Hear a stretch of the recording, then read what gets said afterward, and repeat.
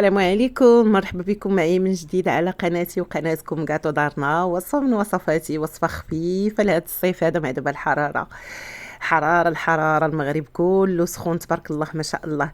المهم غنوجدوا ان شاء الله هاد الحليوه، راه سباق ليا حطيتها في القناه، ولكن اليوم غنشاركها مع الناس اللي يلاه انضموا للقناه ونعاودها معكم بطريقه جديده.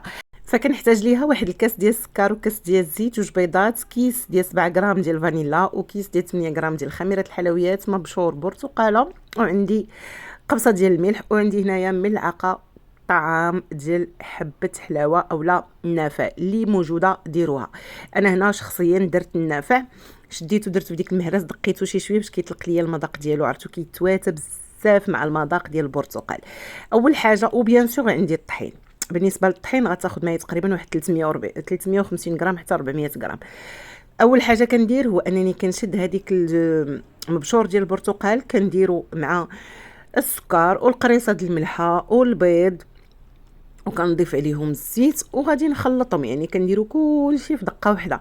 هاد العمليه دي تقدروا ديروها حتى في البلندر اولا ديروها حتى يعني في الخلاط الكهربائي، وتخلطوا كلشي الى ما فيكم ما يدور هكايا بيديكم. صافي كنبقى كنخلط حتى كيتجانسوا ليا العناصر مزيان، كيبدا كيبان ليا بانه هذاك السكر بدا كيذوب شي شويه، يعني ما بقاش كيغزغز هكا، والخليط بحال غيبدا كيتفتح شي شويه.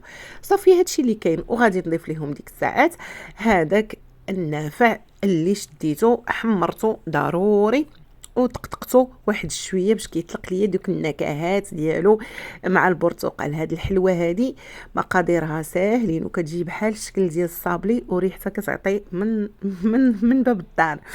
صافي غادي نخلط عاوتاني وغادي نبدا كنضيف الدقيق. هذه هي الحلوه اللي كانوا كيديروا، مهم هنا في تطوان كيعيطوا لها حلوه الهلاله، معروفه شحال هادي كانوا كيديروها.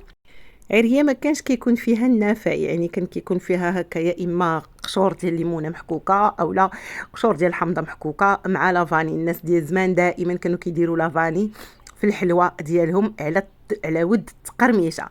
صافي هنا فخديت هذاك الكيس ديال خميره الحلويات، درتو مع واحد شي شويه ديال الطحين.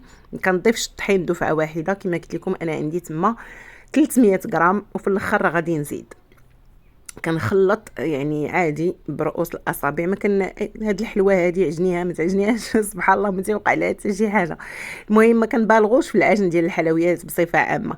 صافي كنبدا كندخل هكايا في الدقيق وانا كنلم في داك العجين. ودائما في الوصفات اللي تتكون بالزيت دائما ما كنديروش الطحين بزاف، كيبقى كيخص لا تيكستور ديال العجينه ديالنا اولا القوام ديالها يكون لين باش منين كطيب ما كتجيناش يابسه كالحجره. صافي هنا فين قلت لكم راه غادي نزيد شي شويه، يعني كانت عندي 300 غرام وضفت واحد شويه، ففي المجموع غتحطوا 400 غرام حداكم. تقدروا تدخلوها كامله ما غتفوتوش 400 غرام، كتقدروا تدخلوا واحد 350 غرام وصافي. غادي نلمها، وفي هذا الاثناء راني شعلت الفران لان فعلا دغيا تتشكل. انا شعلت الفران ديالي حيت كيتعطل باش يسخن، شعلته باش يسخن، وغادي بطبيعه الحال ديك الفائض راه كنحيدوه من يدينا، راه ما كنلوحوش، ماشي باش نغسلو تحت الروبيني نلوحوه. صافي هو القوام ديالها كيفاش كيكون، يعني راه كتكون هكا كتلتصق. منين كندير التيست دائما باليد اللي ما كتكونش كتقيس العجينه، فراه كتجيني هي هذه. كانتوما شوفوا تنحاول انني نوصل لكم القوام ديال العجينه اولا ديك العجينه كيفاش خصها تكون. صافي بيان سور كنديباراسيو لو بلان دو طرافاي، وهنا غادي ندوز باش انني غادي كنطلقها بين جوج بلاستيكات عادي جدا. بالنسبه للتشكيل ديالها ممكن انكم تشكلوها كيف ما بغيتوا، تقدروا ديروها حريبلات وتقطعوها، غير هي حاولوا انكم ديروها رقيقه شي شويه لانه تتنفخ منين تدخل الفران، بحكم انه فيها 8 غرام ديال خميره الحلويات. صافي انا غادي نطلقها وغادي نديرها نشكلها على شكل هلالات كما شفتوا في الاول ديال الفيديو. ملي كنطلقوا العجينه ديالنا ما كنطلقوهاش تكون غليظه بزاف، وما كنطلقوهاش عاوتاني تكون رقيقه بزاف. هي تقدروا ديروا اللي بغيتوا، يعني درتوها رقيقه غتجي زوينه، كتجي مقرمشه بحال دوك المملحات اللي تيتباعوا ديجا كيكونوا في قريعات هكا، كتجي رائعه. درتوها غليظه راه حتى هي كتجي هشيشه وبنينه. انا غادي نشكل بهاد الطابع هذا اللي القطر ديالو 7 سنتيم. راه في الاول كنت كيسحب راسي راني كنت كنصور ساعات تقطع ليا المقطع، جاب الله باقيين ديال العجين عاودت معكم. صافي كنشكل على شكل هلالات، فاسيلمون هانتوما شوفوا السمك ديالها ما هياش غليظه بزاف وما هياش رقيقه بزاف.